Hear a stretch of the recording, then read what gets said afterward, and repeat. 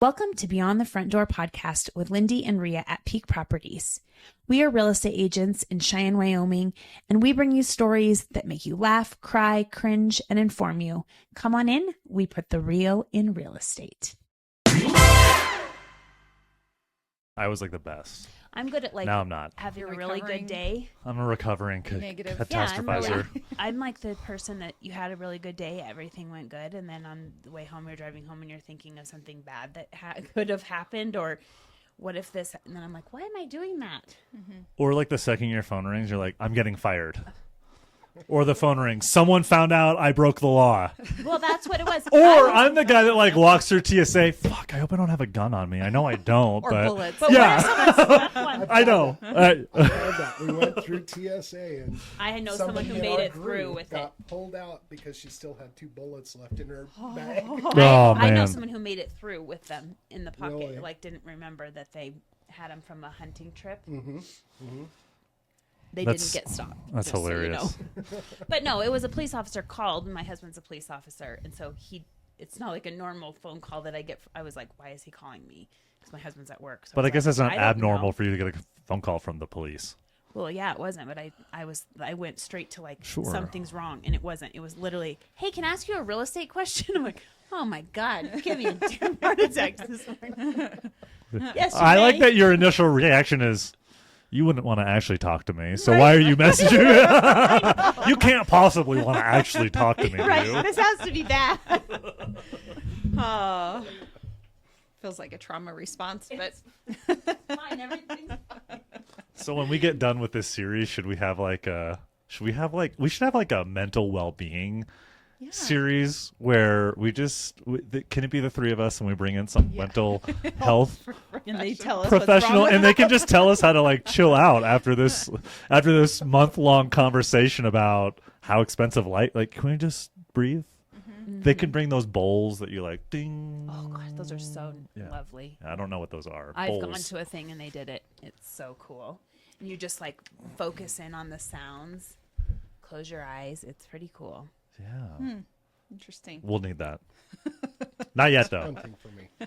Hunting, camping. Yeah. Yeah. Yeah, being out in nature. Yep. I would agree. Yeah, smacking my drum set, man. That's the only Right. place I'm comfortable. Yep. Yeah. I was kind of curious because when Dan was talking earlier, he put your drums in air quotes. So. I really need to. We'll find the video and send it to you. Do you remember watching Habitat's video that the Restore did last year? And I played the drums. We set up a drum set, and I found like circular saws for a hi-hat. I found, So like, he's saying you didn't really play the drums, but No. you really do play the I drums. really do play the drums, but in that instance, I was playing the drums. I was holding wrenches for Oh, okay. drumsticks. Like, we literally walked around the I wrote Restore YouTube video. finding shit to like make a drum set, and it's a really dumb looking drum set, but it was really fun. And then there was like who was it, Sam? She was playing the piano, which was just an ironing board, so she just had an ironing board set up back there. It was really funny. It was really stupid, but it was funny. It was funny. Well, everyone, thank you so much for joining us today. As you know, this is a part of a series that Beyond the Front Door podcast has with the Southeast Wyoming Builders Association and Sam Weinstein. And today our guest is Eric Adams from Gateway Construction.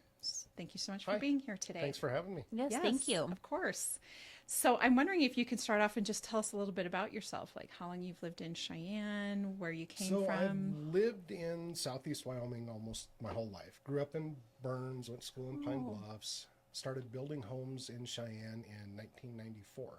Oh, So you've been at it a minute. I've been at it for a couple days. Yeah. Yep. So right from the get, did you know that this was what you wanted to do? Is this like a family business passed down, or how did you get going in construction? Kind of. My family's always been kind of hands-on. My granddad was a civil engineer for the state of Wyoming. Oh, okay. So he went to the school of the South Dakota School of Mines and Tech, and graduated from there. Wow. Many moons ago. Yeah. He's long since passed. My dad was a saddle maker and built and taught how to build saddles in That's this area cool. for a lot of years. That's cool. Yeah. I'll bet. Yeah. Maybe, So I grew up in the saddle shop, raising horses, doing that kind of thing, and always wanted to build stuff. You know, I helped out build some barns and stuff when I was a kid with my dad, and yeah, I always found that interesting. So I was going to go to South Dakota and go for architectural engineering, but that didn't pan out, and you know, life happens. So yeah, in my early 20s, I just started driving around looking for a new job, and stumbled across a construction site and said, that's what I want to do. So I started out as a framer's helper, and just So as a laborer, essentially, or you're pretty much, yeah. pretty much. And I mean, within a few months, I was, you know, building the stairs for the houses, and then, you know, leading the frame crew. I just picked it up really easy. I was always really good at math and just loved geometry and stuff like that. So it came natural to me. And Somebody that loves geometry. That's amazing. Yeah, and I'm totally gonna stereotype, but you would not expect to hear someone in the construction world say they love math, but it makes absolute sense. Yes, it does. Everything you do is Everything math. is geometry. Everything is math, geometry, trigonometry. I mean, I don't understand any of it, so there's a reason why it's measured twice and cut once. well, and then the higher you get up into the construction industry, the more English starts taking into it. And I was never great at English, you know, but you really have to read contracts, as you guys know, as realtors. You have to watch what those words say and how they come across, and make sure the right things are being communicated. So yeah. I think it's a conversation we have in our house a lot, because we have sons in their 20s, and a great work ethic will take you so far, won't it? It sounds like you had a really great work ethic. And I do think there's something about growing up with a career that's in your household while you're growing up that you just sort of take it in, and it becomes a part of who you are. Right? So all those hands-on, it just became a part of who you were. Yeah. I mean, just constantly sun up, sundown, you're working at it. Yeah. Yes. God, I love doing this, because we get all these little factoids and you just say things that make my brain run. Knowing you are 100% accurate. I mean, our stories are very different, but I grew up in a household of military men, and this idea of service to your community it's just second nature. You know, and I've always tried to explain that to people that, like, you know, I never served, I never did the military, but man, do I give back to my community, because it's just, there was no question. We moved around so many places. You had to throw yourself into the community, understand where you're living. You're only going to be there for a couple years, you know, and it really instills values within you that you don't realize how much they affect your life. And then hearing this story, I'm like, that probably is why I do all of the things I do, because service to your country, your community, I think is just what you grew up with. Everything. That's what everyone should be doing. Well, Brian Pedersen said that on his episode. Like, everything he's done, he just thought that's what everyone did.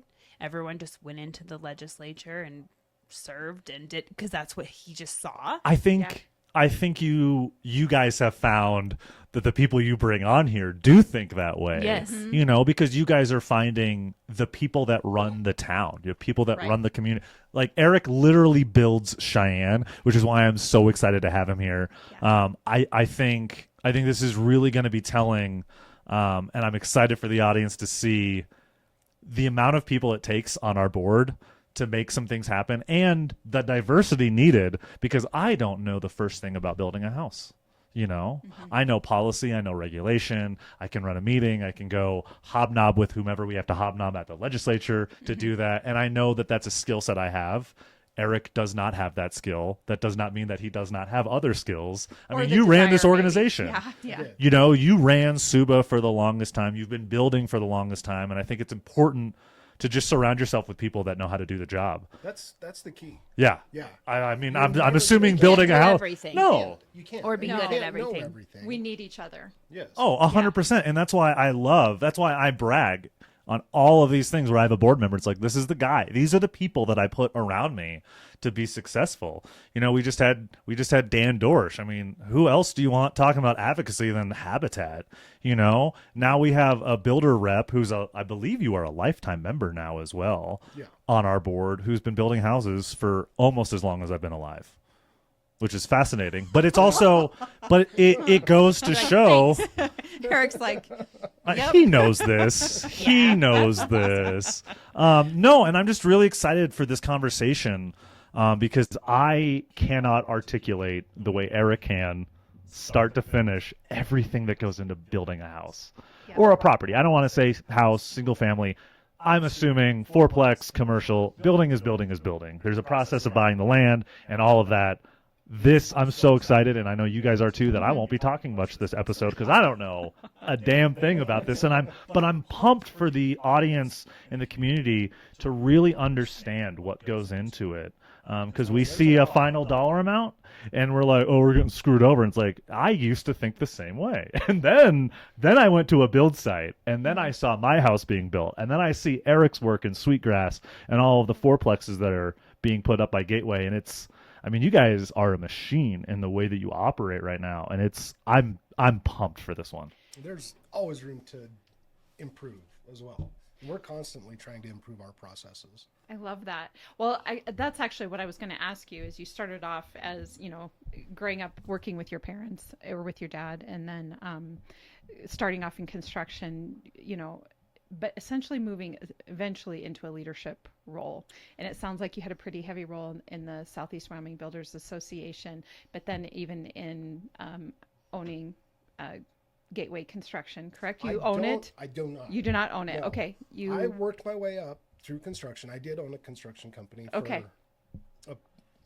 couple times. And that part of it wasn't really for me. I was a superintendent for another construction company for a few years and then went out on my own again.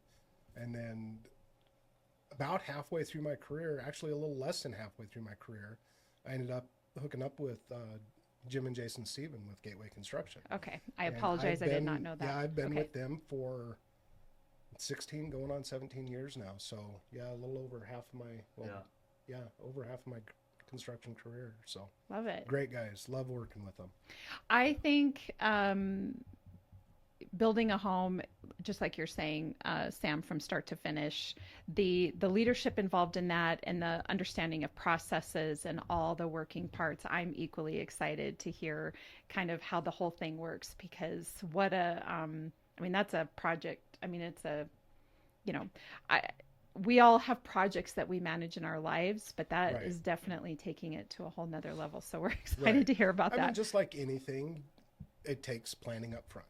Yep. Right. Mm-hmm. And so aside from the homeowner aspect of it, where they're getting pre-qualified and looking at what they want and figuring out what their colors are and where they want to live and all that kind of stuff, the building of the home itself, starts in the planning phase, figuring out, again, what you're going to build, what model, floor plan, whatever, what area you're going to build it in, and then making sure it fits on the property that you're going to put it on. Mm-hmm.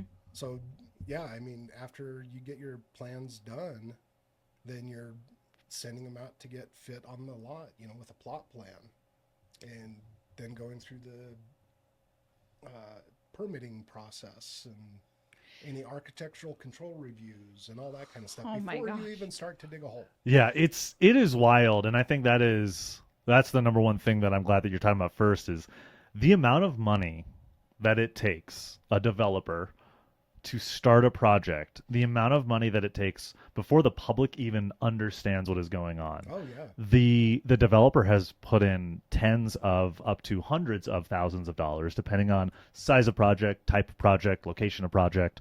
But the architectural renderings, the permitting fees, scraping the land. I have a feeling we're going to get into all of that one by one. You mentioned something, though, that is, you said you look at the plan and make sure you're building for what people want.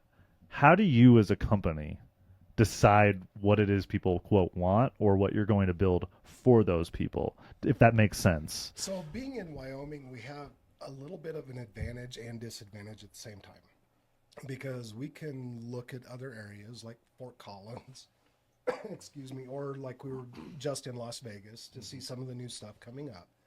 Wyoming is always a minimum of 5 years behind everybody. So we can start thinking about what everybody's looking at everywhere else. Right. knowing that we've got a bunch of those people that are starting to move in here and, you know, kind of start planning for that. Excuse me. But it does take a while for it to Catch up. start catching up. Yeah. It was like we started building some more modern looking stuff with the mono-sloped roofs and, you know, and working with Edwards Development in Sweetgrass. They were on board with that kind of look. They knew that that was coming. And so it was good to be able to start putting some of that up there. And when we first started doing that, everybody was questioning it. It's like, what is this? Nobody around here builds anything like this. I don't like Everybody builds just a change. little I ranch." don't like change. Except for they don't Forced like to everything change. looking the same, Right. but then they want something different, They want and then you everything bring to look the something same. a little Right. different, Yes. and then Yep. And then that's when you get everybody, you know, that looks great, but not in my backyard. Oh, isn't that ironic? It is okay. We didn't coach Eric to say that, by the way. He brought it up. We're gonna start sharing now every time someone says this. Dan found a quote about this, and it says, "If you don't want affordable housing in your backyard, expect homeless in your front yard." Right. And I'm curious from your perspective of a production builder, commercial builder, if you literally see that if projects don't get put up, people have nowhere to live, and you guys That's are trying that. Yeah. That's a fact. And really, I mean, to build something that is more affordable, it can't be, you know, our normal thing, which our normal thing is semi-custom homes. You have to get into more of the production build and more of the apartment style looking things. I don't want to use the term, but cookie cutter. Yes. You know, and there's absolutely nothing wrong with that. In fact, if you've ever bought a new house, you just love it. I mean, there's a thing about living in a new house, regardless of if it's fully custom or not custom and cookie cutter. You know that you're the first person to get it, so it's great regardless. Right. Right. Well, and here in Cheyenne, we're not exactly in danger of losing the culture of homes. I mean, right. How many homes are from the early 1900s in this town? More than I we're can sitting count. in one right now. Yeah. Yeah, no, that's absolutely true. Yeah, my If rental you was want one, my you can rental have was one. built in the 70s, which I would assume. I wonder. I should have asked you this before you came on here. Maybe you guys know. Do you know when the majority of our homes were built in Cheyenne? Like when I assume based off of records, it looks like 70s, 80s was like a huge, and then we had another big one like 90s, early 2000s when like Chucker Ridge started to expand. You really had the Point expanding.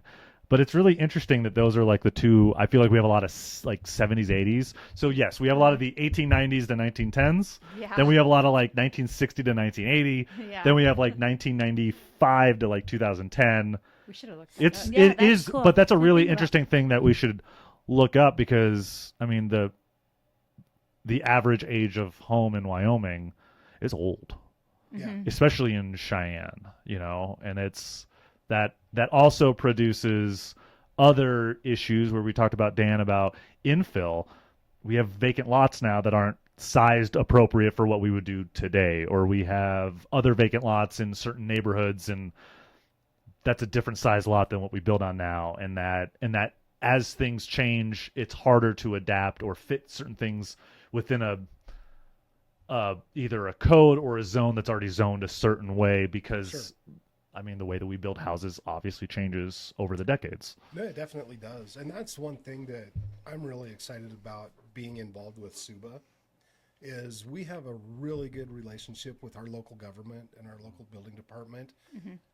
When we see things that just don't work for our community, they're willing to listen to our input and make changes as we need as the city needs. As the city needs, and they're so open to having the conversation that when we brought to them, you know, when we brought to them the lot size minimums or the density maximums, or the biggest thing from my standpoint, and I'd like you to touch on this because I know you're doing it in Sweetgrass, the 30% brick or stone on multifamily. I mean, we were able to successfully lobby against that and get that removed because materials are different now. Sure, in the 70s and 80s, brick and stone were top as you can be, but nowadays we have so many composite type material. Produced so much more too. They were less expensive. That's a very fair point that I didn't understand because And I'm you not had in the industry. You had more masons that's what they did. So there were a lot of that labor force to pull from. Not so much that anymore. labor cost was a lot less than it is now. Yeah. Sure.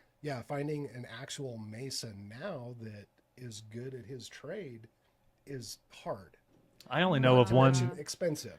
and I only know of one masonry company in town. Sounds like a good career And that, opportunity. and you're right. I mean, it's kind of a lost art form. I think a lot of the trades, and I don't mean this in a demeaning way, I feel like some of it has lost art form. You know, I mean, you used to have your carpenters and your trim carpenters, your finish carpenters. I mean, you look around, not in this basement, but I mean, we still see some of it in the door frames, and you see it upstairs with the molding, Right. you know, and we've moved away from that, but you're right. It's still a craft. I mean, it is absolutely an art form. Yeah. Yeah. So let's take Sweetgrass, for example. From the moment, I guess, of we're going to take this piece of land, or we're interested in this piece of land to develop homes on, to the moment that you're putting equipment on the dirt and starting to make things happen. What's the time frame there? Okay, so I'm gonna just completely skip development. Okay. Because that's a whole Other other thing. topic in Well, itself. no, I And completely that's a agree. long and expensive process. Yeah. I completely agree. I'm just curious. I just want to Right. give context to the time frame that it takes for that. So say we start in Sweetgrass on a piece of land that's already been developed. It's ready for a home to start being built Okay. on. Okay. The streets are already in. So yeah, you've got your plan, you've gone through architectural control review, you've got your approvals there, you've got your permit, you're ready to go. First thing you do is you go out and you'll stake the lot for where the home's going to be placed on it, and then bring in the excavators. And they come in with all their big buckets and their front end loaders and everything, and dig the hole, essentially, right?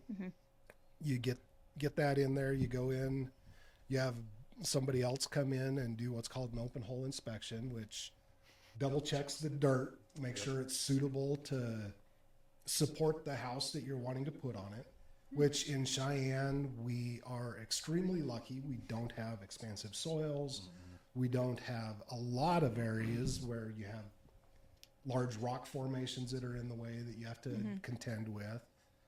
But just that part alone, I mean, that's a big part of the process. You want to start with that foundation correct. So once all that's good to go, then you bring your foundation guy in. He builds your footers, then starts forming up the concrete walls. Everybody's double checking everything. And for context, here in Cheyenne, we always have basements, right? Or a lot of the times we do. A lot of Yes. the times, Yeah, but and that's not common everywhere. That's right. right. That's right. But I think the process is the same, because I've seen. I was fortunate For a enough. slab, they still have to dig Yeah. a hole. I know, and that's what I was. I know. Yeah. I know. I saw you wink because I started was talking again. I Rhea. did By the not, way, I I did need you not, to I did not. everyone start watching No. Rhea in these episodes. For every time I start talking, she's like, no. But I had the opportunity. I was fortunate enough in Sweetgrass that I got to watch the house directly across the street from me get built. Yep. And Cool to walk out every day Yeah. and be like, literally, "Whoa." well, and it's wild too, because this is it just goes to show how it's incredible the way that their brains work, because I have zero conception of spatial awareness apparently, and they staked out the property, and I walked over there and I'm like, this is so small, how in No the world way. are you going to put it? that It is is it's a another one. very It does seem weird small. perception. But what I wanted, the big thing that I wanted to get at is slab on grade. So say you're not doing a basement, you're just going to do a piece of cement. Right. The process is still the same, right? The It process is still the same. You're still Yeah. you're still digging a hole and you're still placing a foundation. It's just Right. that foundation is less deep in the ground. So in our area, you would still want some kind of a foundation. We still have a 3-foot frost line. So unless you want everything in your home to start freezing, you have to get below that level or insulate or something. So you're still looking at least a 4-foot foundation wall, typically anyway, even for a slab on grade house. Oh. So you're not really, in this area, you're not saving much concrete going from a slab on grade or going from a full 9-foot basement to slab on grade. I mean, you're only talking 5-foot tall foundation walls. So you might as well have the basement. You might as well. I mean, Yep. for for the value versus the cost, the value way outweighs Yeah. the cost of that difference. Because the difference, and correct me if I'm wrong, I know that everything's changed, but my figure I always had, it was like the difference is like 50 grand. Like 50 to 75 grand is the difference. I mean, which sounds like a lot of money. It's less than that. It's even less than that. It's So it's less just, than that. that's the thing. You do save money on slab on grade. And I think it's important for people to know that that is a way to cut. Maybe it's 20, like 15, 20 off the Right. cost of a construction. I think that's great. Long term, if you have it within your budget, just get the basement because it doesn't save that much. But And it Well- can those build slab equity. on grades, I will tell you, those moved really fast in my neighborhood. I saw. I'm selling one of them right now, and I was over there looking at them with another client just Friday. Yeah. There are people who want no basement. You know what I Right. mean? They don't want the There stairs. They don't care if you're going, okay, well, you just have an unfinished basement. Don't go down there. They don't want it. It's the So, stairs, right? Yeah, so there is a market for. No, there Those definitely also. is. There's a market for everything. Yeah. But I think in my mind, the biggest downside is you're cutting your house in half. Yeah. Right off the bat, I mean, you're losing all that square footage for potential future growth. And you can't put it in later. No. No. Plus, Too late. around here, that's where we're used to running all of our mechanical systems. They all go in the basement, your water heater, your furnace. You don't want them out in the garage because then you'd too have cold. to condition that space, or you're taking up even more room upstairs. Right. So, yeah, I mean, Okay. around here, the basements are Oh, the And norm. then the people who move here from other places, I love it when they just love basements. Like we Because can have they a basement. live somewhere where you can't have a basement Basement. because Right. the ground's not good or something, Right, or they right. can't dig Right. it. Or, you know what's wild is that's not the first time I've heard that, and I know Casper. There are some parts of Casper that is difficult to build on. There are some commercial spots. In my work now, I only do commercial, so I don't know residential in Casper. But I know Casper has a few pockets where they dig their hole and then they have to reinforce it. They have to do some other type of work to that hole because of the. expansive soil. Sure, I don't know what the technical terms are, but yeah, Other the factors, yeah. bedrock you're sitting on is not as stable, and it would be fine, but let's shore it up a little bit. Yeah. You know, and you're right, that's expensive. It's wild. That is, Like yeah. every time you have to shore something up or do something else that is not part of the plan, oh my gosh. Right. Necessary, but also goes into why there's costs, There's another why there are costs. $30,000 So specific, in the price of the so house right there. so specific to Sweetgrass and in Cheyenne, we don't have those problems. So for the most part, every hole you're digging probably goes the same way. Right. Well, for the most part, I mean, that is something else that's really neat and unique about Cheyenne is our land undulates quite often. So if you want a flat lot, there are those out there. If you want a walkout lot, there's a lot of that out there as well. Or a garden level. I mean, you can build your house with a garden level basement or a walkout basement, and it feels like a 2-story home. It doesn't even feel like it has a basement in it. Right. So So then what happens next after foundation? So after you work? get the foundation in, you're going to let that set and cure for a week or two. 7 to 10 days is what you want before you start putting any dirt back in it and stuff. So during that time, you'll get your excavators back out there and they'll start trenching in for the sewer and water connections into the public system. And then once they get all that put in and inspected, then they can start to backfill. And then you'll get your flat work guys in there to place the basement slabs and your garage slab, get that, and then you're ready to start framing. I mean, well, I'm sorry, before the basement slabs, you still got underground plumbing to do because of the basement. Right. So you want to get all You that gotta prepare underground for in. that. Yep. And pour your basement slab and then get your framers in there. And they're going to be on site, you know, putting that structure together for the next week or two. And that's when it really starts to take The shape, magic, yeah. right? That's when you see stuff going vertical. that's where you and drive by, and then a week later, you're like, "What?" That's There's a house exactly there. where everybody's like, wow, this all of a sudden just popped up. a week that's back. exactly how it happens. Yeah. It's like nothing. Oh my god, the house is finished. What happened? Yeah. Right. So, and kind of back to what you had mentioned before, Sam, you know, how you go out on site and you see it staked and it looks so small. It's funny how your house will look like it's really little, and then it gets really big, and then it gets really little again, and then gets big. Because, after you get it all backfilled, and, well, you're standing there looking at it with just the stakes, and you're looking at all this open property, that little footprint looks small on there. It does. But then once you get the foundation in and gets backfilled, it kind of starts to normalize in size again. And then you frame it up, and when you walk into the house and you see all the open walls, and it looks huge in there. Yeah. Right? And then you put the drywall in, everything gets small again. But then you paint it, and it opens up again. And then you put stuff in it, and it is really weird. It is that's crazy. It's like an accordion. It does. The way that it's built. So just to keep up, we're not vertical yet. Okay. So we just got done with the slabs of the basement, all the mechanical work, the plumbing work. No, that's been started. So, but what I'm getting at is you've already mentioned at least 4 or 5 different inspections. Yeah. At this point, because you have there's an inspection before you dig the hole. Yes. Then you dig the hole, and then there's another inspection. Yep. Then you fill the hole, and there's another inspection.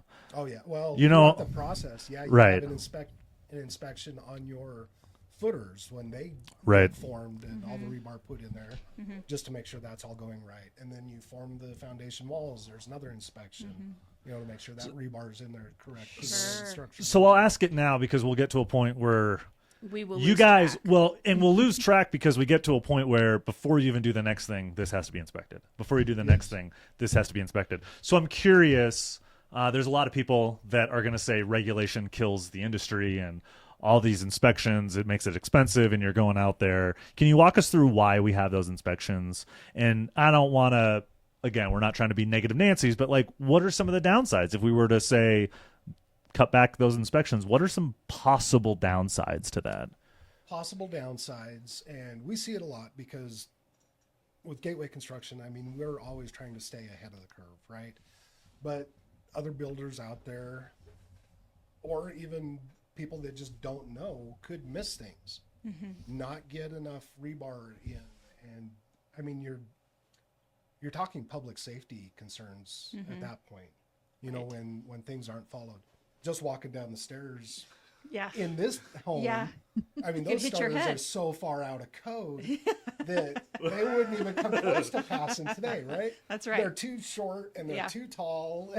So you're saying the people who fall down our stairs, that's why there's a problem. Almost every person comments on it. Right. Or just just the mere height. Well, we are taller now than we were 100 years ago, and that's, every time I come down here. Cranking your neck you gotta fit under there. Exactly. No, but I think that point of public safety is important. Yes, in the single family, but also in those multifamily, it's not just one family that could be affected by this. It's multiple. Or with the proximity of which some multifamily is built, I believe the space between the fourplexes is smaller than the space between the homes in Sweetgrass. I think. They are. And so, again, doesn't look like a big thing, but if there's an issue with one of those, now you're not just at risk of that property, but potentially its neighboring property if something catastrophic were to happen. Sure. Right. Yep. So, in the fourplexes, there's fire codes that you have to be careful of because of transmission from one living unit to another. Whereas in a single family home, like you said, they're spaced apart more. So if one catches fire, odds are it's going to get resolved before it affects neighboring properties. So interesting. But so after the home gets framed, the roof trusses go on there, then you start trying to get the house closed in. You bring the roofer in, he gets the shingles put on, the cider gets started. They're starting to put siding and stone on the outside of the home. And at that same time, work inside starts to go on. You have your heating, ventilation, and air conditioning contractor in there, your HVAC guys. And then they can get started a couple days after they get started. Your plumber will come in and start doing the rough plumbing. And then your electrician comes in and starts doing the rough electrical work, running all the wiring. And throughout this process, as a homeowner, you're going to want to coordinate with your contractor and go pick in things and out. Hopefully most stuff is picked out Already. before now. Yeah. Yeah. But there is time to go in and take a look and say, I was really thinking we want a TV over here, or we want an extra outlet in our pantry, or whatever the case may be. Because it's kind of hard to visualize ahead of really time, is. right? It really is. So getting that three-dimensional view of how everything's going in is very helpful. Very helpful, especially because most people don't do this all day, every day. So yeah. I love your point about the outlet, and I tell everyone who's going to build a house or finish a basement, like, put in more than you think you need. Yeah. I finished my basement. I finished half of my basement, which is not even 1,000 square feet, and I probably have 30 outlets. Yeah. And my friends are like, "Why?" And I'm like, they're like every couple feet along the. One of it is being a musician. I want to be able to have a studio, but it's like, just do it. Right. Because it's almost impossible to do it after the fact. So if you're fortunate enough to be building one of these houses, man, throw them in there. Throw all these little things in, because it really does. It makes your house more user friendly. I was going to say adaptable. Like you can set it up however you want to, if you do certain things in those stages. Right, and that's kind of the big thing. I mean, yeah, you definitely want to think about how you're going to be using each space. But at the same time, as you know, from a realtor's point of view, you're not going to be the last person living in this home. So you need to think about resale also.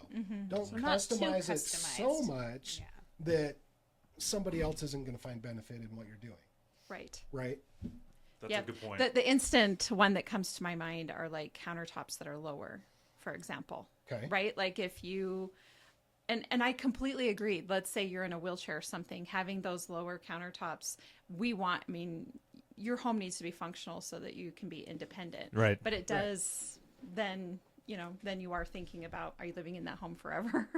Exactly. Or what's that? That's just an example that hit my head. And if your home was built right, it's going to outlive you and hopefully the next family that's in there. Yep. Like Sam said, I mean, we've got homes in Cheyenne that were built in the 1950s. People that were born in the 1950s, not all of them are still living in that same house. No. Actually, there are probably very, very, very few. There might be a couple, I'm going to say. Probably very, very few. But yes. Right? Yeah. So, yeah, I mean, think long-term, think for down the road and some of that kind of stuff too. And that goes into what's going into the home, not just your finishes, but what's going into the ground, into the walls, stuff that you don't see. And the safety aspect of the it, safety like you aspect, the insulation, all kinds of stuff like well, that. and I think for anybody that is, purchasing a home is a really it's the largest investment they're going to make. And so I would have to imagine that any buyer wants you to follow by all the regulations. They want you to do all the inspections. They want all of that, because then they know that that's a sturdy home, and hopefully it's not anything they're going to have to start making repairs on anytime soon. Well, how many times have you guys bought or sold homes with clients that, I need my plumbing redone, I need electrical reran? I mean, on my first house, I think I think I had to pay like $2,500 or something to rerun some electrical line because it wasn't run properly, which is not that current homeowner's fault. But before I was allowed to buy the house, I had to pay to fix it, which that's a whole nother conversation that I think we've talked about before too, which is, it's so frustrating that you buy an older house and all of a sudden the onus is on you to have to repair it and bring it up to code. Right. But that's why we do it, because of the safety and, that safety and security. Those are things that your lender will look at too inside of the property. I mean, they look at those sort of things, which is why it's so crucial that we have inspections. I know it's an extra expense, but I think public safety is worth it. And I know that it's expensive, but it's the same thing. Public safety, we have TSA, and going through the airport we used to think it's a pain in the ass, and now it's just normal. It's just what it is. And I wonder if that's similar in the building world, that there's probably way more regulation now than there were in the 90s.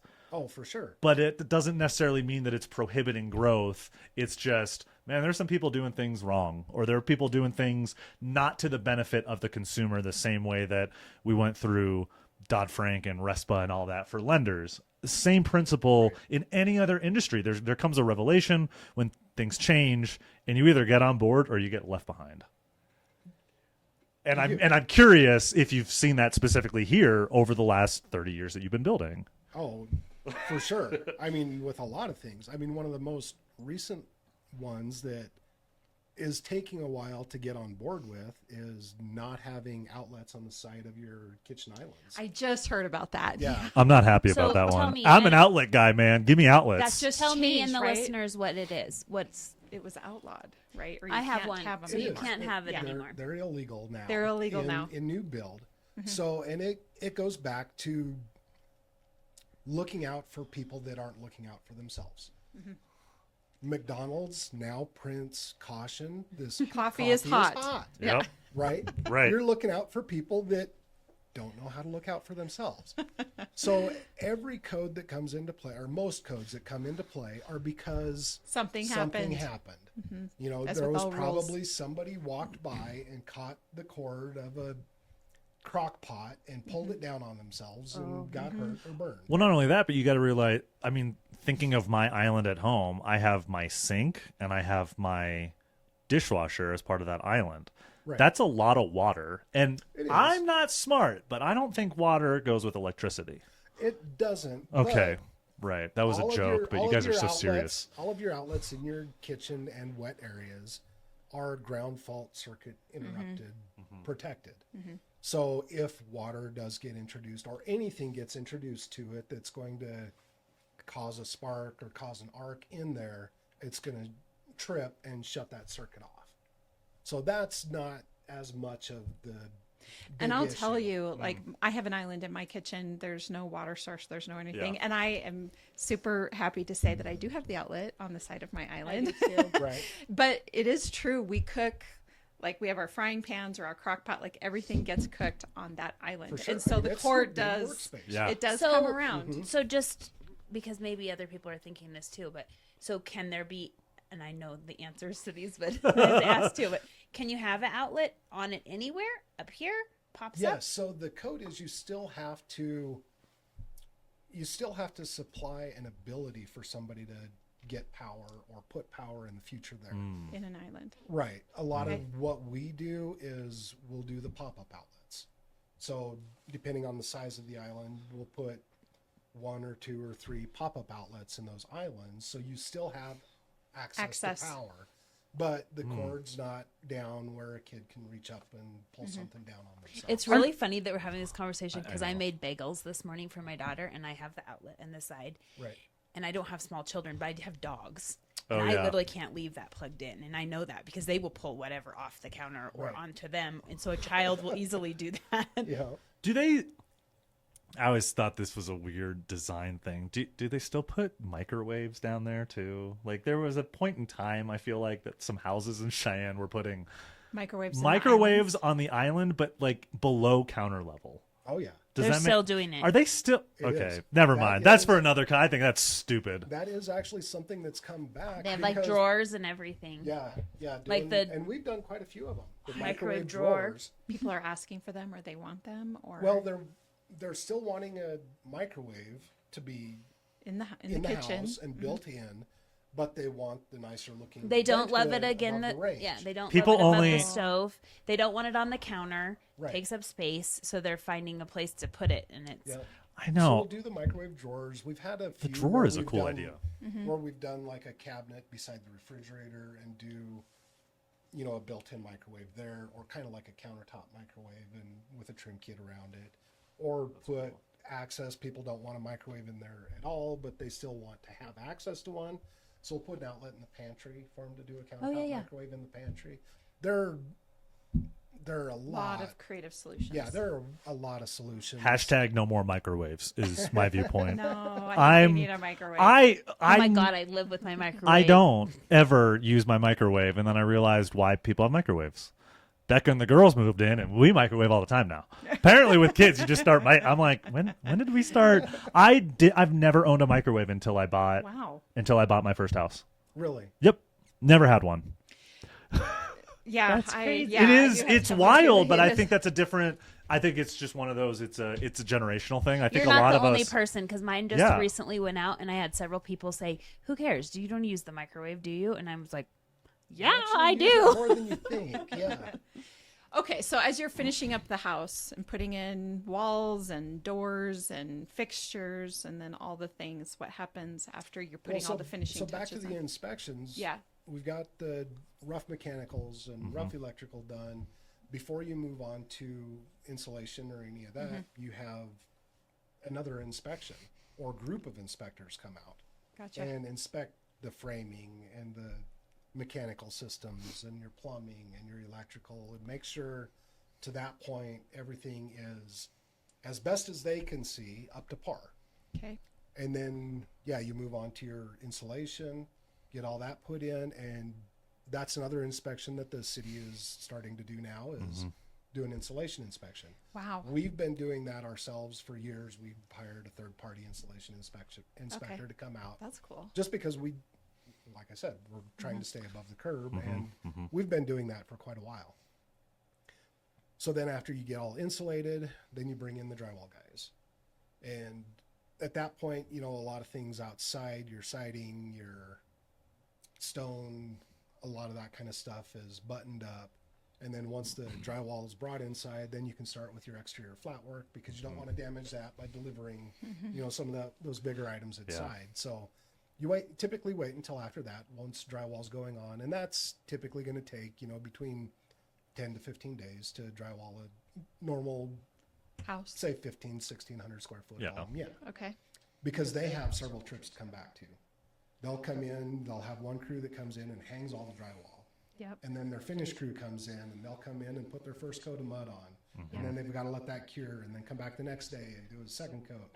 And it's a process. It So doesn't many just working happen. parts. I will There are a point lot of out, parts. I think framing and drywall are the two purest forms of art that I see in a home that are still made today, because those are exact. They are. exact. And you can definitely tell just walking into a home at the framing stage, Right. say, whether the framer is a really nice, tight, clean framer, or they're a let's hurry up and get this done and get on to the new project Right. kind of framer. I see. Right? Sure. So And we've you seen can it in see the homes that are difference. finished, haven't You we? When you're can, measuring yes. things and Things Yeah. aren't really Walls square. aren't quite straight. Yeah. Yeah. It's no, that's 100% the truth. It's I stand by. I think drywall is arguably the toughest personal project to do, and I have It is, and there are a lot of companies that do drywall that aren't great at it. Luckily in Cheyenne, we have some drywallers that are really, really good at it. Sure. So, Yeah. yeah. So then what? What happens next? Okay, so after your drywall's done, textured, all that kind of stuff, you come in and start hanging your doors and doing some of the trim work. Bring the painter in, get that painted, get your cabinets set, your flooring going in. And I mean, at that point, once that house is dried in, your drywall's done, you're out of the weather delay issue for the most part. We still build year round, and you still run into a week or two where your trays just can't get to the job site. I mean, even when I was framing or working in the industry, there were times where you would get blown off the job site. You just can't work because it's too windy. I mean, Shocker. this is Yeah, Cheyenne, I know. Wyoming. I mean, we're not a calm part of the country.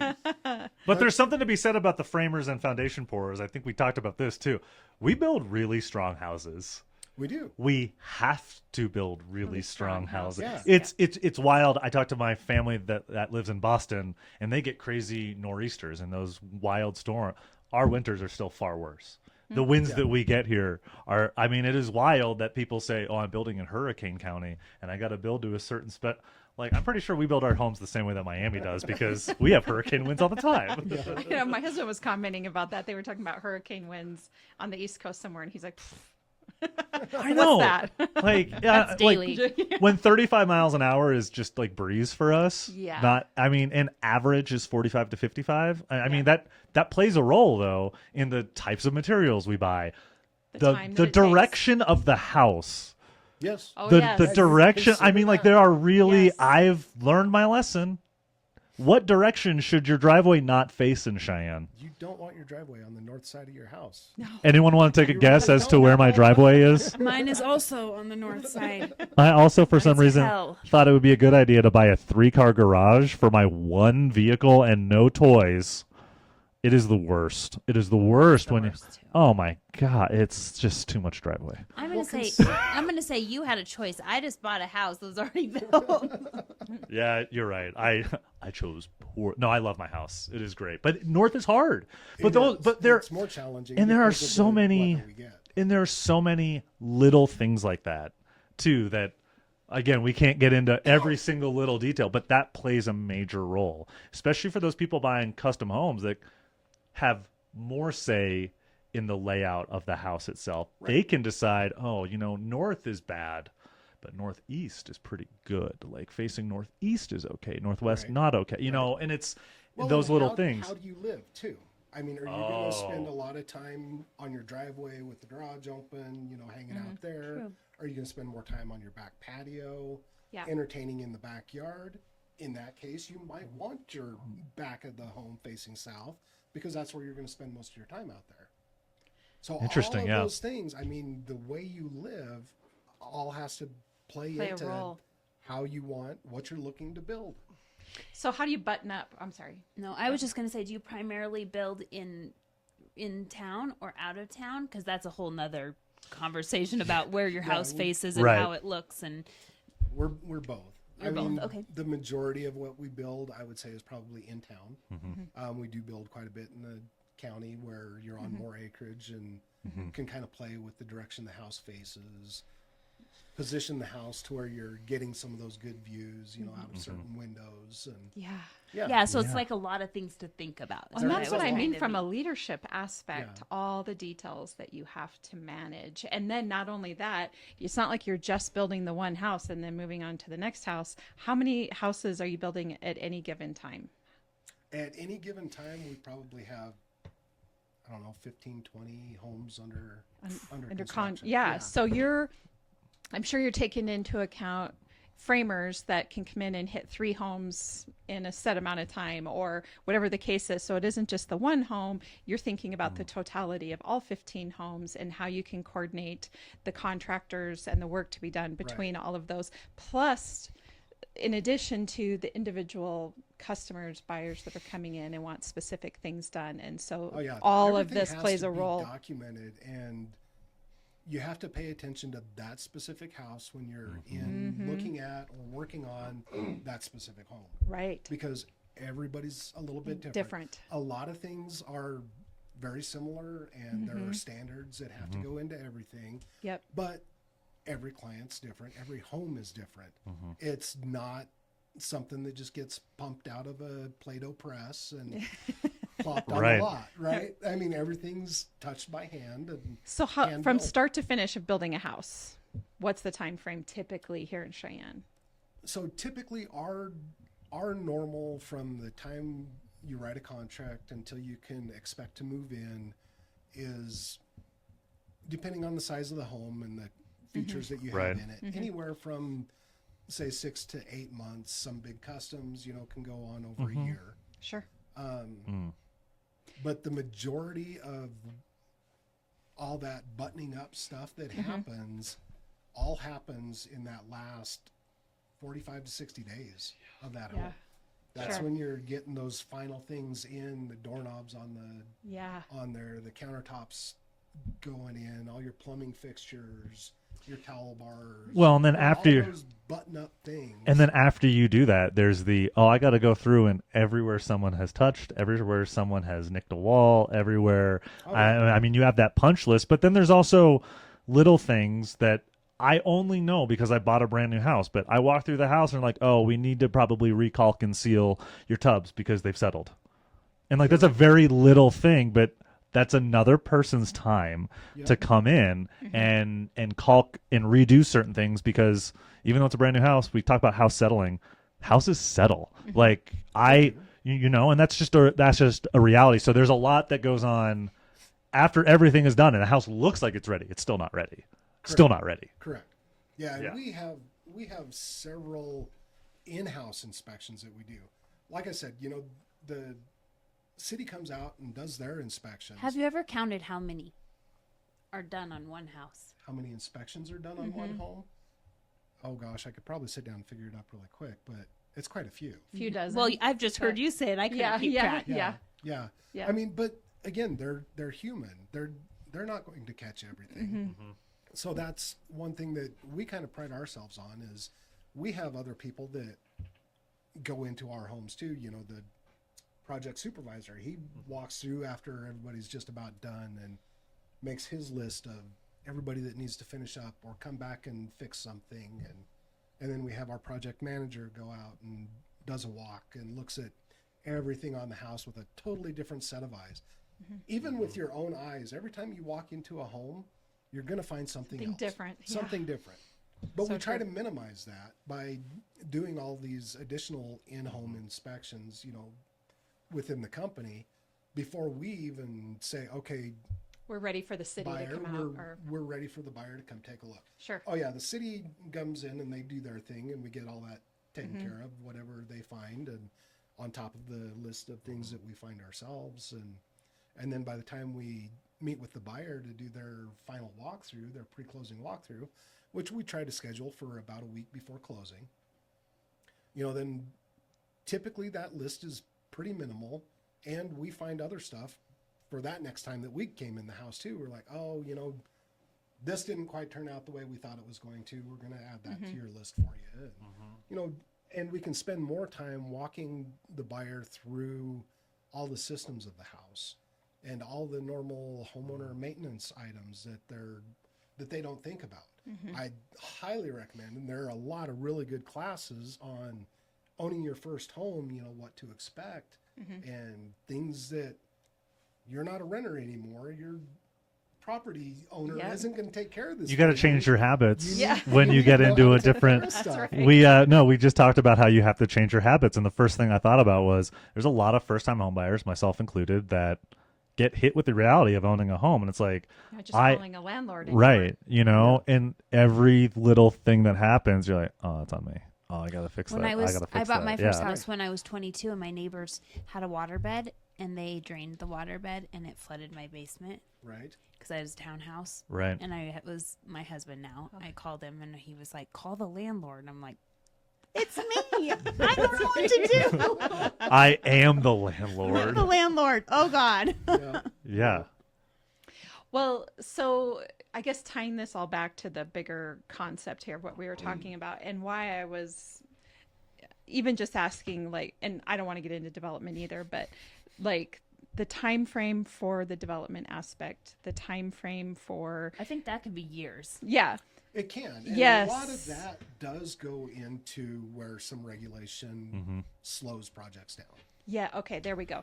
Well, and as we're talking about affordable housing and construction, it's not like we can just look at a piece of land and go, why don't we put houses there, and this problem can just be solved in a couple of years. It is Well, and a also, I'm decades-long thinking process. You have a development, and then you also they have restrictions sometimes about what they allow in there. So if you're building these houses all over town, and now you want to go to a new development, and they have different rules about what kind of houses, what style, 100%. you might have to redo your whole plan on what house you build there. Oh, right? for sure. Yeah. I mean, there may be something that the developer requires that's not a city code, but it is specific to that Developer. what they want to see. How Can they you wanna give an see example of that?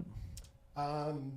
An easy one would be like the fencing in Sweetgrass. Yeah, Oh, I don't was get me going to say the started. landscaping. When that 'cause- subdivision first started, Trust me, I you know, don't. Dell's vision was everything was to be open. He didn't want any fences. it was like Right. open fencing. Well, then everybody kind of got an uproar. You're not going to sell any lots because nobody's going to want to build a house that they can't have a dog in their backyard. right?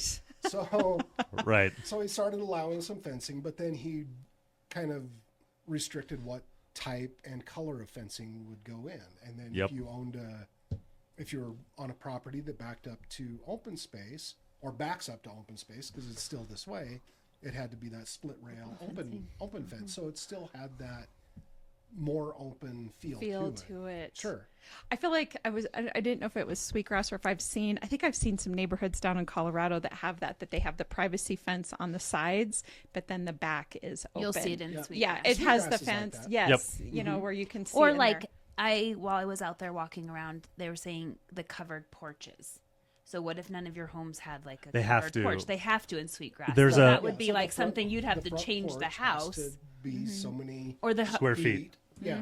Yeah. And I think and it's very evident. I think you can see and again, I don't know how to word this without it sounding bad. You can tell the builders that did the bare minimum to keep the cost down. Right. And just the style of the house is you get your covered porch that is, I mean, it's minimal what is actually required. But then you see some houses, and I'm very fortunate that I have a giant front porch that's covered, and I love it. Yeah. I face north, which kind of sucks, but it's also kind of great because in the summer I get a ton of shade, Right. and I got to sit on my front lawn the whole year. From a design standpoint, and I live in the neighborhood, I think the slotted fences are stupid. I personally think that I would never want it because I think it takes away from the privacy of your backyard. I 100% get the aesthetic reason for doing it. It just, that would not be for me. You would not want to see my backyard is what I'm telling people right now. Right. So, and a downside to not having neighborhood covenants or design restrictions is one thing that we struggled with a little bit in Sweetgrass in the earlier days is they didn't have any kind of restrictions on the fencing going in. So one house going in may have, a cedar wood fence, and then the one next door would have a vinyl fence, and then the one next to it may have something different. So it really started looking odd and out of place. They did always have, a look that they wanted for it's like any fresh fencing. and crisp and white and You're right. clean. Yeah. I think there's so many things you don't realize until it gets pointed out, and then you drive through the neighborhood. Every garage light, like your decorative garage lights, are all black. It's not the color of it, but you even said it in Vegas because we were talking about. I found this cool light fixture in Vegas, and we were talking about it. And he goes, "Well, make sure you get the right color because everything out there has to be X." And I'm like, "Oh my god, you're right." I didn't. And then I drove around the neighborhood. I'm like, we all look the same. And you don't realize it. You're like, oh my gosh, they are all black. I didn't realize that the color of your shingle is regulated. I don't know what the term is, but there's a design feature of Sweetgrass that says here are your options for shingle color. Then here are your options for siding and trim color. And you have to stick within those colors, correct? But you can't put two of the same color houses right next to one another or something. It is really ridiculous. There's a lot of things. There's a lot of those little painting your things. house purple. Yeah, Is there's that a it? non-monotony thing. Yeah. Right. Yeah. To where, this home that's going on can't look, Exactly like. it has to be substantially different than homes within. We've all Right. seen ones where it's like there has to be this tree in the front yard, one tree. I noticed it when I was out at Sweetgrass because of the amount of rock. And I was like, what's with the rock? Like, you have to have that? And then that's when I learned they have restrictions on how much rock they want Correct. Well, the restriction over the was grass. so the developer was trying to help out with Water conservation, usage. yeah. Water conservation. So he was restricting how much landscaping that Okay. I used see. water went into the yard. Sure. And I totally get it. And Yeah. it wasn't unrealistic or unreasonable. It was like 40% max was all the. I just didn't. all I that you just could do in recently noticed it, and I was like, "Why is there all this rock? Like, do they all have to have this?" And then they were like, "Yeah, Yep. there's a rule." I'm like, okay. I kind of love it because everyone gets their little bit that they need. And man, I'll tell you, my favorite home tool I've bought is a flamethrower. Yeah. Because of the weeds that grow out of the rock so fast. Well, and and that's it's- what my client in particular was concerned about. He was like, "I like the rock because it's less yard work, but then you have the weeds." Like Flamethrower. Right. It attaches to my I'll take a picture. it He's sounds seen very it. dangerous. It's not that bad. And I literally just walk around and people have my neighbors come out and they laugh and they take pictures. They think it's so funny, but then they realize how easy. I don't like, pull "Come weeds. over." I literally stand there and it sounds like a jet engine. It's a butane torch connected to propane and I just burn that one, burn that one, burn that one, burn that. It's Oh, marvelous. cool. Okay. I love it. Yeah, it got on our Facebook group. I had a neighbor from like a couple streets away drive over. The name is Brian. He's a great guy, and he's like, Billy and Melissa said you were using a flamethrower. I thought it sounded like some Hank Hill shit. And sure enough, you're out here carrying your propane tank around. And I'm literally carrying a propane tank around, throwing, and it works, man. But it's because the rock is great, but it's also, I hate the rock because they don't put enough landscape fabric down. You guys got to put better landscape fabric. And it doesn't even, the landscape fabric doesn't even work. I know for some reason, God has made weeds grow so much strong. They are indestructible. Like, Well, and I need come to on, remind God. you, too, we live in Cheyenne, Wyoming. Yep. Oh, I know. The wind blows. Oh, don't get me started, buddy. It doesn't matter how much landscape know. fabric you put down, dirt's going to blow in to the rock. Yep. Seeds are going to blow in. You're going to have weeds growing above your landscape fabric because they can only stop what's below, not what gets blown in on top. Oh, yeah. Yeah. No, I know. Oh, I know. Our wind here is a magnificent enemy. It's a challenge. So how many homes are you building a year? Single family homes right now, I think we're building 30 to 40. Okay. Awesome. So- And then you're building multi-unit homes as Yeah, well. we have a lot of fourplexes going Yep. on. We're doing some other townhome multifamily stuff for another developer. A around question I have, town, so. and I know the answer to this one too, but I really like you to talk about it. We talk about NIMBY a lot, and there's a lot of people that are unhappy when multifamily projects go up. There were, hilariously enough, and I'll call my neighbors out, some consternation about the number of fourplexes that are going up. One thing I think is crucial in development, is there any sort of like site plan that people would be able to read that explains to them what's going to happen with the property that they are surrounded by? Oh, for sure. Weird. For sure. Yeah, every area that is getting developed by city law or by city regulation has a sign put on it with that development Plan. with that development referenced on it. And Okay. Right. it's all city record, public record. You can go down and get public record of what is being proposed before it's even passed to be approved to Before be you buy done. the property. Well, and a lot of those major developments, I remember when, sorry, I'm so young, when the Point started, that was like my senior year of high school. It was online, and it was a big deal that there was a site plan. Site plans go online now, and the reason I make this joke is because I am a fan of, Eric, how many fourplexes, maybe not complete, are currently up in Sweetgrass right now? I have a number, right but I now, think I'm there- wrong. I want to say we have 21 of them. I was going to say 10 or Wow. 12. That's how off I am, and they are across the street literally across the street from me. And I have neighbors that are so unhappy about this. I mean, they are livid at the number of fourplexes.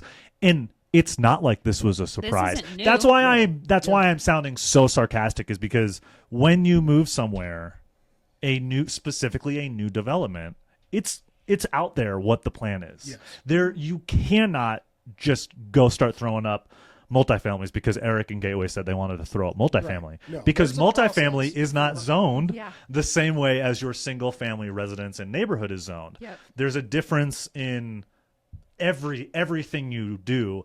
And it frustrates me because we have these people that are NIMBY, but then they buy these houses and then are mad that their backyard is being built exactly the way their backyard was going to be built. Right. And when we talk about Sweetgrass and how long it's been, I mean, I've been there for 3.5 years now. So I want to say 7 years ago, 8 years ago, I remember it was a big meeting at Suba. It was a huge meeting that we were finally getting Lummus Development and Sweetgrass Development in. I believe we were at LCCC, and I remember this whole presentation about what they were putting across the street. And I mean, that was almost a decade ago. And you look on it, and it's thousands of single-family homes. yeah. And then there's this giant row, and it's like, yeah, we plan on putting like 50 to 100. And it's like, oh, cool. That's like very obvious. So where are you in the process of completing that like the entirety of Sweetgrass? Our Sweetgrass fourplex project will finish up this year. Okay. There will be 29 fourplex units total in there. So that's roughly 120 additional units for families to live in. And those are Yep. they 3-bedroom? Or are they The a vast mix? majority are 3-bedroom. They're okay. Awesome. Yeah, we did have 2-bedroom and 3-bedroom plans, but everybody wanted the 3 bedrooms. We have, I want to say, only maybe 3 buildings that are of the 2-bedroom configuration, Okay. which is kind of nice because the bedrooms are a little bit bigger, but yeah. Sure, The- there's a lot of people the that need buyers that can third get more bedroom. rent out of the 3-bedroom because you can fit more people in there. So then where are you at in the single family homes development portion of it? Like how much of that is done, or is it done? What phase Oh, are they Yeah. Yeah. So right now they're in phase 5, but it's a huge project. in? I've It's a heard. huge development. Just tell me if this is true, because I tell people this. I probably should stop. Is it supposed to be like one of the largest subdivisions in Cheyenne when it's actually It completed? is. When it was all finally annexed into the city, it was the largest single family or the largest single owner Yes. landowner Largest in town. largest singular developer, because it was Sweetgrass Development, Correct. which is the Lummis family, and I'm sure there's a lot of other entities, but Sweetgrass Development is the largest singular holder of a neighborhood. Correct. It is, I don't know the size difference, at least twice what the point is. It's really hard to comprehend, but it is fascinating living in this neighborhood. And it's gonna- watching it all and happen. It's gonna watching grow it- for a long time. And Yeah, I was going to say, So how that's long my did it take question. the point? I mean, it took the point. Now, have they run out of lots? Like maybe I only think if they're just about. They're just Yeah. about out, and I know they're just about out of the commercial. I would say I think the struggle that the Point had was the commercial side. They always did fine on residential. They really struggled to, get the and I'm commercial not trying to people like in be that rude they here. wanted. It didn't end up the way that it had originally been planned. Right. There was plan on a dry cleaner, coffee shop, restaurant. Like its it own was supposed to little be community. right, and I think that's the idea that Sweetgrass has. Right. I'm hopeful. I'm hopeful that it comes that way. I have no issues with banks and credit unions and churches, but it seems to be those are the only things that we build in this town are banks, credit unions, and churches. And I'm all Coffee fine shops. with that. I'm fine with that, but until we get some development, we won't get that commercial, and we Right. won't get the development until we get the density. And I don't profess to know things, but density brings dollars. The more people, who is going to build a coffee shop for 100 homes that are in Sweetgrass right now? No one. Who's going to build a coffee shop for 100 homes and plus 120 something extra homes? I'm going to call them homes. It's where people live. Yep. Then you're going to build it. Right. And it's the people that live in those homes that aren't the ones that are going to be spending their money. It's going to be the ones that are in the fourplexes that are spending their money, which is why that type of development is so crucial. It's why I'm stoked about Dan's project. I'm stoked about the project that's going on over by Blacktooth right now that they're going to be putting up. I have a personal question. They just started scraping Avenue C in College. Right past, it is between LCCC and South Greeley. Okay. So there's the patio homes, the same developer that did them on College. Come yeah. over a little bit to the corner. Do you know what's happening right there? Yeah, we've actually built a bunch of those townhomes already. Right. Yeah, on that Fox Farm development. What are they putting in? Is it the same style of It's going homes? to be the same things. Awesome. There Yeah. also, yeah. And it's not as many as that first College project did, but there's still quite a few of them. And those college, the project you're talking about, those are the apartments that are right off of College, between Delrange and Pershing, and those were So that was the first development okay. Yeah, that guy did. Yeah. And then we built some right off South Greeley Highway up there behind the Maverick. you just call those like patio homes. Like, what would you They're- label those they're as? townhomes, There's yeah. townhomes. Are those all slab, no basements? Those or- are all slab on grade. Yeah. No, I think those are phenomenal. Like that's also the type of building we need to be building. And I know we'll get to it in Gunner's episode, but I asked County Commissioner Malm, like, man, there's some really nice multifamily and apartments on the south side. You know, I'm a product of living in multifamily on the south side. I'm a proud resident of Montalto back in the day. I think we've had this conversation. You guys built on Montalto, right? You guys built fourplexes out there off of Fox Farm. There's that huge development right behind. It's right by Capital Lumber. There's the whole development of fourplexes and apartment complexes that were built early 2000s-ish. And that's the name of the street. It's the name of the street. Anything to do with that, No, and that was a 3-bedroom, and I love it because I'm a product of that. And so I think that those fourplexers going on in Sweetgrass is absolutely what people need. Oh, it is. They look great. If you haven't been, Oh my Yeah, they're God. beautiful. I mean, The white one is, but my new favorite. Everyone knows that I'm a Celtics fan. The green you put up, I need to know what color that is because I want that in my house. The green, the white and the green, I would say are my favorite that you guys have done. yeah. Well, and getting a hold of one of those units is near impossible. I mean, before we even start building it, as soon as we come up with a price, it's gone.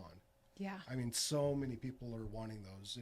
It's huge. And those are, again, from an affordable standpoint for an investor. I mean, I think they're quite reasonably priced. Are you Honestly, are you at liberty to share the average price that you're getting for the 20-some that you're putting up? So they're right in the neighborhood. The entire building sells for just under 900. The next ones are going to be just over 900. So right around in there, which That's the price of a single family home anymore. When Yeah. you're looking at those are starting between 500,000 and 700,000. It's not that bad as for an investment property. yeah, especially if you have VA eligibility, you can purchase one of those and live in it and count the income. You can FHA buy those with 3.5% down and use the income on the other ones. I mean, they are incredible stepping stones. Expensive, but to your point, not really when you look at the square footage you're getting. Right. And then the resaleability or the investment side of being able to rent out those units. Yep. And we've had a few people that have bought a building and they do an owner occupy where they'll live in one 3-bedroom unit and rent out the other 3. And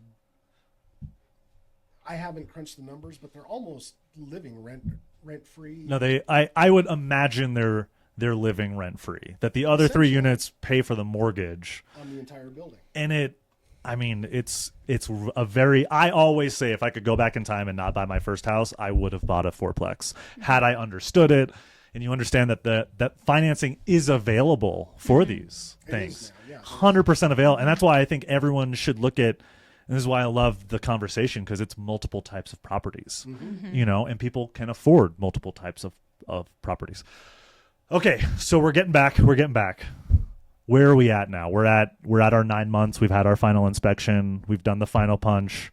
Where are we at now? We're a week from closing. We're doing that final walkthrough. Doing that final walkthrough, we walked the homeowner through all the little ins and outs of the home, what they need to maintain, what they can expect to be a warrantable type item. We do all of our warranty in-house, so we take care of our own stuff, and try to take care of our clients as well. As better than a lot, I would say. Sure. I think we do a pretty good job with our warranty system. We have a great warranty. What does that? What does that mean? What's a warranty? A warranty. Yeah. So when something goes wrong in your home, there's somebody that's going to get it taken care of for you. And that's typically on most new builds. It's for 12 months, right? It You is. get your first year, things happen, house settles. You Right. know, you realize that you've used a drawer too many times. I mean, these are little things, but like I've pulled a drawer, it's come off the railing. I call my builder. I'm like, it's still in the first year. Come Your fix door may this. come out of adjustment Yeah. because of settling. All kinds of different Yeah. things. Sure. You may not know how to caulk. We'll go through and, on that 1 year mark, go through and show you how to do some proper caulking on things that are going to Need it. yearly maintenance. Yeah. Yep. Yep. And I think that's huge that you guys do that because people need to know those maintenance schedules for homes because I mean, a lot of people just don't know. I'm a failure at it. I'm sure we all at this table. Well, trust us. Yeah. We're realtors. Yeah, we're not We perfect go in a either. lot of houses and we're like, you just moved in and didn't do Do anything. anything. Yeah. Yeah. Yep. Yeah. You just Well, yeah, lived we- in it. We take but- care of all those, last few touch-up items, and hopefully everything's looking good. meet with the buyer one last time, the day of closing, and walk through, and they're like, yep, it looks great, or no, let's make sure this gets done a little bit better. Not a big deal. We'll just keep it on the list. House closes, and we stay in contact with the homeowner throughout that first year. And we've made a lot of really good friends Sure. just from our own homeowners. Well, you're kind of out there one house at a time tackling the housing shortage here in Cheyenne. And I think that's really the overall concept that I want to say here to wrap this up, because you're our, like every other guest we have, we're talking about the concern around housing availability, and you're like it's all hope with this conversation. I love it. And I know that you asked earlier about employees. At any one given moment, how many construction workers, even if they're 1099, their contract, how many people are you employing on a monthly average? Oh, goodness. I know. I mean, at least a couple hundred. And those are not minimum wage jobs. No. No. So what you're telling me is when we build homes, we're actually helping the economy because we pay people to build these. I know. I'm trying. It is real. I'm being so sarcastic again, but I think it's important to show. That's why we had this conversation, is because how many people touch a home? Absolutely, and it takes all of those people, all those different skills, and you get what you pay for. You do. We've all lived in homes that you get what you pay for. Yep. And I'm sad that Eric did not build my house, but I love my house, and I have a very high quality house, and I absolutely love it. We have very high quality builders here. We have very solid local, and they're all. I mean, I think I said Eric is on my board.